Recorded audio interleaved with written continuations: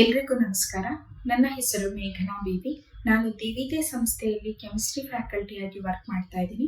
ಇವತ್ತಿನ ವಿಡಿಯೋದಲ್ಲಿ ನಾವು ಫಸ್ಟ್ PUC ಸಿಲೆಬಸ್ನ ಮೋಸ್ಟ್ ಇಂಪಾರ್ಟೆಂಟ್ ಆ್ಯಂಡ್ ಜಾಸ್ತಿ ವೇಟೇಜ್ ಇರುವಂಥ ಚಾಪ್ಟರ್ ಆದಂತಹ ಕೆಮಿಕಲ್ ಈಕ್ವಿಲಿಬ್ರಿಯಂ, ಈ ಚಾಪ್ಟರಲ್ಲಿ ಬರುವಂತಹ rate of reaction and factors affecting the rate of reaction, how these factors will affect rate of reaction ಅನ್ನೋದನ್ನು ಡಿಸ್ಕಸ್ ಮಾಡ್ತಾ ಹೋಗೋಣ. So first thing, mention the factors which affects the rate of reaction ಅಂತ ಇದೆ. So ಇದರಲ್ಲಿ I am going to write the first factor, that is temperature. So temperature change ಮಾಡಿದ್ರೆ rate of reaction ಏನಾಗುತ್ತೆ ಅಂತ. For example, ಯಾವುದಾದ್ರೂ ಒಂದು reaction ಇರುತ್ತೆ, ಆ ರಿಯಾಕ್ಷನ್ ಅಲ್ಲಿ ಸ್ವಲ್ಪ ಟೆಂಪ್ರೇಚರ್ನ ಜಾಸ್ತಿ ಕೊಟ್ಟು ಅದೇ ರಿಯಾಕ್ಷನ್ನ ಕಂಡಕ್ಟ್ ಮಾಡಿ ತುಂಬ ಬೇಗ ಆಗುತ್ತೆ. ದಟ್ ಮೀನ್ಸ್ ವಾಟ್, ಟೆಂಪ್ರೇಚರ್ ಕೊಟ್ಟ ಹಾಗೇನೆ ಆ ಪರ್ಟಿಕ್ಯುಲರ್ ರಿಯಾಕ್ಷನ್ಗೆ ಯೂಸ್ ಮಾಡಿರುವಂಥ ಪಾರ್ಟಿಕಲ್ಸು ಜಾಸ್ತಿ ಮೂವ್ ಆಗೋಕ್ಕೆ ಸ್ಟಾರ್ಟ್ ಆಗುತ್ತೆ. Because of temperature, mobility of ions R mobility of particles will increases. So practical ಆಗಿ ನಾವು ಯಾವುದೇ ರಿಯಾಕ್ಷನ್ನ ಕಂಡಕ್ಟ್ ಮಾಡ್ತಿದ್ದೀವಿ ಅಂದಾಗ ಮೊಬಿಲಿಟಿ ಮೀನ್ಸ್ ಮೂವ್ಮೆಂಟ್. ಅದಕ್ಕೆ ಸ್ವಲ್ಪ ಟೆಂಪ್ರೇಚರ್ ಕೊಟ್ಟಷ್ಟು ಅಯಾನ್ಸ್ಗಳಾಗಿರ್ಬೋದು, ಅದರಲ್ಲಿರುವಂಥ ಪಾರ್ಟಿಕಲ್ಸ್, ಮಾಲಿಕ್ಯೂಲ್ಸ್ ಎಲ್ಲ ಮೂವ್ಮೆಂಟ್ ಜಾಸ್ತಿ ಮಾಡ್ತಾ ಹೋಗುತ್ತೆ. ಸೊ ಯಾವಾಗ ಪಾರ್ಟಿಕಲ್ಸ್ ಮೂವ್ ಜಾಸ್ತಿ ಆಗುತ್ತೋ ಆವಾಗ ಬೇಗ ರಿಯಾಕ್ಷನ್ ಕಂಡಕ್ಟ್ ಆಗುತ್ತೆ ಅಥವಾ ಬೇಗ ರಿಯಾಕ್ಷನ್ ಕಂಪ್ಲೀಟ್ ಆಗುತ್ತೆ. So temperature is always directly proportional to the rate of reaction. So directly proportional ಅಂತ ಹೇಳಿದ್ರೆ ಟೆಂಪ್ರೇಚರ್ ಜಾಸ್ತಿ ಮಾಡಿದ್ರೆ ರೇಟ್ ಆಫ್ ರಿಯಾಕ್ಷನ್ ಕೂಡ ಜಾಸ್ತಿ ಆಗುತ್ತೆ, ಅಂಡ್ ಟೆಂಪ್ರೇಚರ್ನ ನಾವು ಕಡಿಮೆ ಮಾಡಿದಷ್ಟು rate of reaction slow down ಆಗುತ್ತೆ. ಹಾಗಂದ್ರೆ ಹೈ ಟೆಂಪ್ರೇಚರ್ ಕೊಟ್ಟಷ್ಟು ರಿಯಾಕ್ಷನ್ ಫಾಸ್ಟ್ ಆಗುತ್ತೆ, ಲೋ ಟೆಂಪ್ರೇಚರ್ ಕೊಟ್ಟರೆ ರಿಯಾಕ್ಷನ್ ಸ್ಲೋ ಆಗುತ್ತೆ. So this is the first factor in rate of reaction. So second one ಬಂತು ಅಂದ್ರೆ you people have to remember catalyst. Catalyst ಹೇಗೆ affect ಮಾಡುತ್ತೆ ಅಂತ. ನಮಗೆ ಡೆಫಿನೇಷನ್ ಇದೆ. Catalyst means any chemical compound which alters the rate of reaction. Alter ಅಂತ ಹೇಳಿದ್ರೆ increase ಮಾಡುತ್ತೆ ಅಥವಾ ಡಿಕ್ರೀಸ್ ಮಾಡುತ್ತೆ, ಎರಡೂ ಕೂಡ ಮಾಡ್ಬೋದು. Don't get confuse. ಕ್ಯಾಟಲಿಸ್ಟ್ ಅಂದ್ರೆ ಬರೀ ರಿಯಾಕ್ಷನ್ ರೇಟ್ ನ ಇನ್ಕ್ರೀಸ್ ಮಾಡುತ್ತೆ ಅಂತ. ಯಾಕಂದ್ರೆ ಲೋವರ್ ಕ್ಲಾಸಸ್ ಅಲ್ಲಿ ನೀವು ಹಾಗೆ ಓದ್ಕೊಂಡ್ ಬಂದಿರ್ತೀರಾ. ಕ್ಯಾಟಲಿಸ್ಟ್ ಡೆಫಿನೇಷನ್ ಏನು ಅಂದ್ರೆ any chemical compound which increases the rate of reaction ಅಂತ. But actually catalyst means it alters the rate of reaction. Here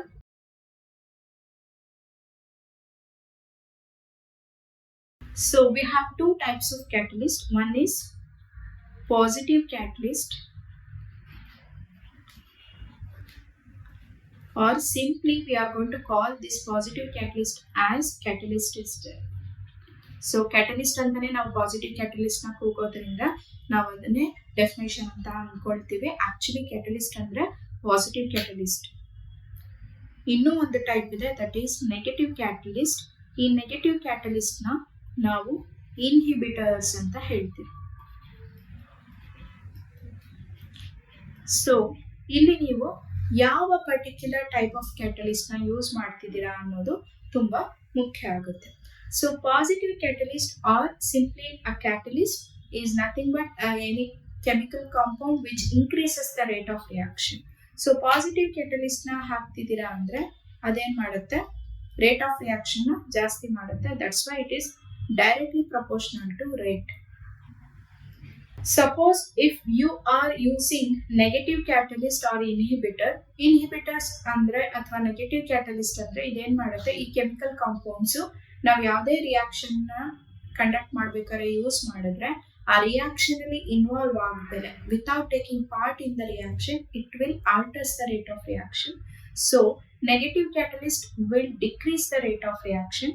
Since it decreases the rate of reaction, it is inversely proportional to rate. So ಹೀಗಾದ್ರೂ ಬರೀರಿ, or else you people can write it as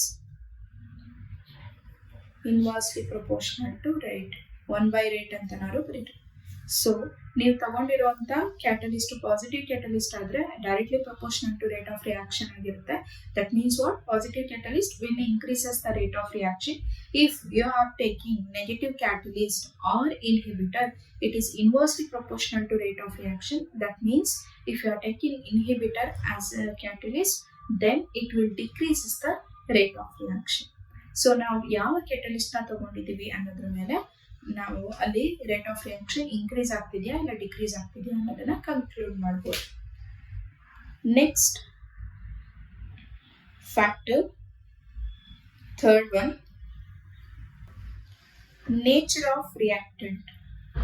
ನಾವು ತಗೊಂಡಂತಹ reactant nature ಏನು? ಸೊ nature of reactant ಅಲ್ಲಿ again you will be having lot of factors. So whether it is strong or weak, strong molecule, weak molecule. ಅಕಸ್ಮಾತ್ ನೀವು acid ತಗೊಂಡಿದ್ರೆ strong acid, weak acid, or base ತಗೊಂಡಿದ್ರೆ strong base, weak base, or strong electrolyte, weak electrolyte, strong salt, weak salt, ಇದು ಬರುತ್ತೆ. ಏನಕ್ಕೆ ಅಂದ್ರೆ strong molecules ಯಾವುದೇ ತಗೊಂಡ್ರಿ ಅದು ನಿಮ್ಗೆ ಏನಾಗುತ್ತೆ, ಕಂಪ್ಲೀಟ್ ಅಯನೈಸೇಷನ್ ಆಗುತ್ತೆ, ಕಂಪ್ಲೀಟ್ ಆಗಿ ಅಯನೈಸ್ ಆಗುತ್ತೆ. ಸೊ ಸ್ಟ್ರಾಂಗ್ ಮಾಲಿಕ್ಯೂಲ್ ಯಾವುದನ್ನಾದ್ರೂ ತಗೋಬಹುದು, ಅವುಗಳು ನಿಮ್ಗೆ ಕಂಪ್ಲೀಟ್ ಆಗಿ ಅಯನೈಸ್ ಆಗಿ ರೆಸ್ಪೆಕ್ಟಿವ್ ಅಯೋನ್ಸ್ ನ ಕೊಡುತ್ತೆ. ಅದೇ ವೀಕ್ ಮಾಲಿಕ್ಯೂಲ್ಸ್ ನ ತಗೊಂಡ್ರೆ ಅವುಗಳು ಪಾರ್ಷಿಯಲಿ ಅಯನೈಸ್ ಆಗುತ್ತೆ. ಸೊ ಪಾರ್ಷಿಯಲ್ ಆಗಿ ಅಯನೈಸ್ ಆಗೋದ್ರಿಂದ ಅದೇನ್ ಮಾಡುತ್ತೆ, ಬರೋಂಥ ಪ್ರಾಡಕ್ಟ್ ಸ್ಟ್ರೆಂತ್ ನ ಕಡಿಮೆ ಮಾಡುತ್ತೆ. ಸ್ಟ್ರಾಂಗ್ ಮಾಲಿಕ್ಯೂಲ್ ನ ತಗೊಂಡ್ರೆ ಕಂಪ್ಲೀಟ್ ಆಗಿ ಅಯನೈಸ್ ಆಗೋದ್ರಿಂದ number of particles which takes place in reaction will increases. Particles ಜಾಸ್ತಿ ಆಯ್ತು ಅಂದ್ರೆ ಅದ್ರ ಮೂಮೆಂಟ್ ಜಾಸ್ತಿ ಆಗುತ್ತೆ, ಮೂಮೆಂಟ್ ಜಾಸ್ತಿ ಆಯ್ತು ಅಂದ್ರೆ ರೇಟ್ ಆಫ್ ರಿಯಾಕ್ಷನ್ ಜಾಸ್ತಿ ಆಗುತ್ತೆ. Suppose you have taken weak molecule or weak reactant, number of particles ನಮಗೆ ಅಯನೈಸ್ ಆದ್ಮೇಲೆ ಸಿಗುವಂಥದ್ದು ಕಡಿಮೆ ಇರುತ್ತೆ. ಪಾರ್ಟಿಕಲ್ಸ್ ನಂಬರ್ ಕಡಿಮೆ ಆಯ್ತು ಅಂದ್ರೆ ಮೂಮೆಂಟ್ ಆಗುವಂತ ಪಾರ್ಟಿಕಲ್ಸ್ ಸಂಖ್ಯೆ ಕೂಡ ಕಡಿಮೆ ಆಗುತ್ತೆ. ಕಡಿಮೆ ಮೂಮೆಂಟ್ ಇರೋದ್ರಿಂದ ರೇಟ್ ಆಫ್ ರಿಯಾಕ್ಷನ್ ಕೂಡ ಕಡಿಮೆ ಆಗುತ್ತೆ. ಇದು ಒಂದು ನೇಚರ್. ಇನ್ನೊಂದು ನೇಚರ್ ಅಂತ ಬಂದ್ರೆ ಇದ್ರದ್ದು ಫಿಸಿಕಲ್ ಸ್ಟೇಟ್ ನ ನೋಡ್ತೀವಿ. That is solid, liquid or gaseous. Solid, liquid, gaseous particles ಅಂತ ಬಂತು ಅಂದಾಗ ಗೇಷಿಯಸ್ ಮಾಲಿಕ್ಯೂಲ್ ಅಲ್ಲಿ ನಮ್ಗೆ ಗೊತ್ತಿರೋ ಹಾಗೆ ನಂಬರ್ ಆಫ್ ಪಾರ್ಟಿಕಲ್ಸ್ ತುಂಬಾ ಕಡಿಮೆ ಇರುತ್ತೆ. ನಂಬರ್ ಆಫ್ ಪಾರ್ಟಿಕಲ್ಸ್ ತುಂಬಾ ಕಡಿಮೆ ಇರೋದ್ರಿಂದ ಅಲ್ಲಿ ನಮ್ಗೆ ಮೂವ್ಮೆಂಟ್ ಆಗುವಂತ ಪಾರ್ಟಿಕಲ್ಸ್ ಸಂಖ್ಯೆ ಕೂಡ ಕಡಿಮೆ ಆಯ್ತು. So for that rate of reaction ಕೂಡ ಕಡಿಮೆ ಆಗುತ್ತೆ. ಲಿಕ್ವಿಡ್ ಪಾರ್ಟಿಕಲ್ಸ್ ಗೆ ನಾವು ಕಂಪೇರ್ ಮಾಡಿದ್ರೆ ಲಿಕ್ವಿಡ್ ಪಾರ್ಟಿಕಲ್ಸ್ ಅಲ್ಲಿ ಗೇಷಿಯಸ್ ಸ್ಟೇಟ್ ಗಿಂತ ಸ್ವಲ್ಪ ಪಾರ್ಟಿಕಲ್ಸ್ ನಂಬರ್ ಜಾಸ್ತಿ ಇರೋದ್ರಿಂದ ಲಿಕ್ವಿಡ್ ಮಾಲಿಕ್ಯೂಲ್ ಅಲ್ಲಿ movement of particles comparatively gaseous ಗಿಂತ ಸ್ವಲ್ಪ ಜಾಸ್ತಿ ಇರುತ್ತೆ. ಸೊ ರೇಟ್ ಆಫ್ ರಿಯಾಕ್ಷನ್ ಕೂಡ ಗೇಷಿಯಸ್ ಮಾಲಿಕ್ಯೂಲ್ ಗಿಂತ ಸ್ವಲ್ಪ ಜಾಸ್ತಿ ಇರುತ್ತೆ.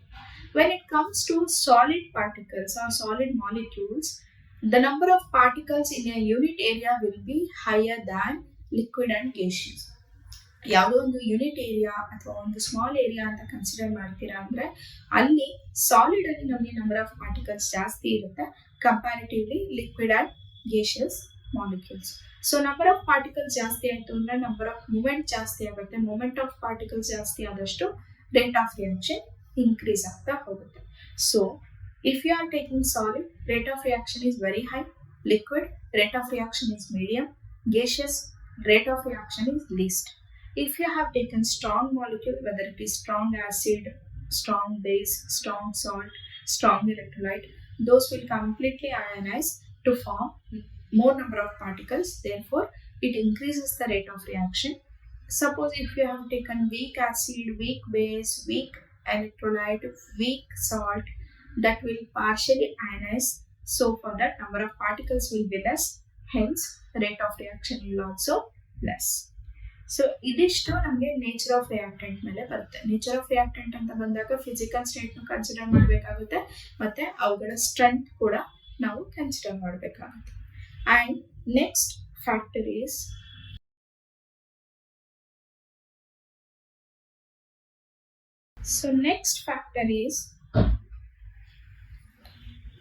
Concentration of reactant.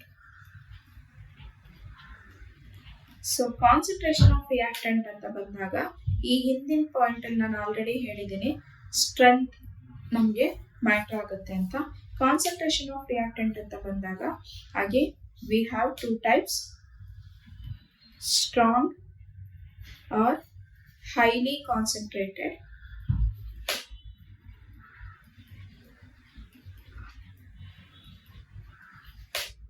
Weak or less concentrated. That means what? Weak molecule ಅಥವಾ weak reactants ಆದ್ರೆ ಅಲ್ಲಿ less concentration ಇರುತ್ತೆ. Less concentration ಅಂದ್ರೆ number of particles ನಾವು ಕಡಿಮೆ dissolve ಮಾಡಿರ್ತೀವಿ. When the number of particle is less, rate of reaction will also decreases. ಯಾಕಂದ್ರೆ number of particles ಕಡಿಮೆ ಆಗ್ತಾ ಹೋಯ್ತು ಅಂದ್ರೆ ಮೂವ್ಮೆಂಟ್ ಕಡಿಮೆ ಆಗುತ್ತೆ. ಮೂವ್ಮೆಂಟ್ ಕಡಿಮೆ ಆಯ್ತು ಅಂದ್ರೆ ನಮಗೆ ರೇಟ್ ಆಫ್ ರಿಯಾಕ್ಷನ್ ಡಿಕ್ರೀಸ್ ಆಗ್ತಾ ಹೋಗುತ್ತೆ. Suppose if you have taken strong molecule or strong reactant or highly concentrated molecule. Concentrated ಅಂತ ಯಾವಾಗ ಹೇಳ್ತೀವಿ? ಯಾವ್ದಾದ್ರು ಒಂದು ಸೊಲ್ಯೂಷನ್ಗೆ more number of solute particle ಇದ್ರೆ ನಾವು ಅವಾಗ ಕಾನ್ಸಂಟ್ರೇಟೆಡ್ ಅಂತ ಹೇಳ್ತೀವಿ. That means what? Strong molecule ಆಗಿರಬೇಕು, ಸ್ಟ್ರಾಂಗ್ ಸೊಲ್ಯೂಷನ್ ಆಗಿರಬೇಕು, ಹೈಲಿ ಕಾನ್ಸಂಟ್ರೇಟೆಡ್ ಆಗಿರಬೇಕು ಅಂದ್ರೆ ಮೋರ್ ನಂಬರ್ ಆಫ್ ಪಾರ್ಟಿಕಲ್ಸ್ ಇರಬೇಕು. ಮೋರ್ ನಂಬರ್ ಆಫ್ ಪಾರ್ಟಿಕಲ್ಸ್ ಇದ್ದಷ್ಟು ಅದರದ ಮೊಬಿಲಿಟಿ ಕೂಡ ನಮಗೆ ಜಾಸ್ತಿ ಆಗ್ತಾ ಹೋಗುತ್ತೆ, ಈಸಿಯಾಗಿ ಮೂವ್ ಆಗುತ್ತೆ ಅಂಡ್ ಮೂವ್ಮೆಂಟ್ ಆಫ್ ಪಾರ್ಟಿಕಲ್ಸ್ ತುಂಬಾ ಜಾಸ್ತಿ ಆಗುತ್ತೆ. When the movement of particle is high or increases, the rate of reaction also increases. So concentration of reactant most important factor ಆಗಿ ವರ್ಕ್ ಮಾಡುತ್ತೆ. And the last one, pressure. So pressure ಹೇಗೆ affect ಮಾಡುತ್ತೆ ಅಂತ ನಮ್ಗೆ ಈಗ already ಗೊತ್ತಿದೆ. Pressure is inversely proportional to temperature and temperature is directly proportional to rate. Temperature ಮತ್ತೆ rate of reaction directly proportional. ಹಾಗಂದ್ರೆ ಟೆಂಪರೇಚರ್ ನಾವು ಇನ್ಕ್ರೀಸ್ ಮಾಡಿದಷ್ಟು ರೇಟ್ ಆಫ್ ರಿಯಾಕ್ಷನ್ ಇನ್ಕ್ರೀಸ್ ಆಗುತ್ತೆ. ಅದೇ ಟೆಂಪರೇಚರ್ ನಾವು ಡಿಕ್ರೀಸ್ ಮಾಡಿದ್ರೆ ರೇಟ್ ಆಫ್ ರಿಯಾಕ್ಷನ್ ನಿಧಾನಕ್ಕೆ ನಡೆಯುತ್ತೆ ಅಥವಾ ಸ್ಲೋ ಆಗಿ ರಿಯಾಕ್ಷನ್ ನಡೆಯುತ್ತೆ. So temperature rate of reaction ನಮಗೆ ಡೈರೆಕ್ಟ್ಲಿ ಪ್ರಪೋರ್ಷನಲ್ ಆಗಿದೆ, but that temperature is inversely proportional to pressure. ಪ್ರೆಷರ್ಗೆ ಟೆಂಪರೇಚರ್ ಇನ್ವರ್ಸ್ಲಿ ಪ್ರಪೋರ್ಷನಲ್. ಹಾಗಂದ್ರೆ ಪ್ರೆಷರ್ ಇನ್ಕ್ರೀಸ್ ಆದ್ರೆ ಟೆಂಪರೇಚರ್ ಡಿಕ್ರೀಸ್ ಆಗುತ್ತೆ. ಅಥವಾ ನಾವು ಟೆಂಪರೇಚರ್ನ ಜಾಸ್ತಿ ಮಾಡ್ತೀವಿ ಅಂದ್ರೆ ಅಲ್ಲಿ ಪ್ರೆಷರ್ ಕಡಿಮೆ ಆಗುತ್ತೆ. ಸೊ ಪ್ರೆಷರ್ ಟೆಂಪರೇಚರ್ಗೆ ಇನ್ವರ್ಸ್ಲಿ ಪ್ರಪೋರ್ಷನಲ್, ಟೆಂಪರೇಚರ್ ರೇಟ್ಗೆ ಡೈರೆಕ್ಟ್ಲಿ ಪ್ರಪೋರ್ಷನಲ್ ಆಗಿರೋದ್ರಿಂದ we can conclude this as pressure is inversely proportional to rate as well. So pressure ನಮಗೆ ಇನ್ವರ್ಸ್ಲಿ ಪ್ರಪೋರ್ಷನಲ್ ಆಗುತ್ತೆ ರೇಟಿಗೂ ಕೂಡ. So pressure is inversely proportional to both rate of reaction and temperature. Temperature is directly proportional to rate of reaction. ಈ ಮೂರು relation ಗೊತ್ತಿರಬೇಕು. So this is how the factors will affect the rate of reaction. Factors affect ಮಾಡುತ್ತೆ ಅಂದ್ರೆ ಅದು ಜಾಸ್ತಿನೇ ಮಾಡಬೇಕು ಅಥವಾ ಕಡಿಮೆನೆ ಮಾಡಬೇಕು ಅಂತ ಇಲ್ಲ, ಹೇಗಾದ್ರೂ ಎಫೆಕ್ಟ್ ಮಾಡ್ಬೋದು. ಏನ್ ಚೇಂಜ್ ಆಗುತ್ತೆ ಈ ಪರ್ಟಿಕ್ಯುಲರ್ ಕೊಟ್ಟಿರುವಂತ ನಮ್ ಟರ್ಮ್ಸ್ ಏನಾದ್ರು ಚೇಂಜ್ ಆಗ್ತಾ ಹೋಯ್ತು ಅಂದ್ರೆ ಅಥವಾ ವ್ಯಾಲ್ಯೂಸ್ ಚೇಂಜ್ ಆದ್ರೆ ರೇಟ್ ಆಫ್ ರಿಯಾಕ್ಷನ್ ಚೇಂಜ್ ಹೇಗಾಗುತ್ತೆ ಅನ್ನೋದನ್ನ ನಾವು ಈ ಪರ್ಟಿಕ್ಯುಲರ್ ಕ್ವೆಶ್ಚನ್ ಅಲ್ಲಿ ನೋಡಿದ್ದೀವಿ. Thank you.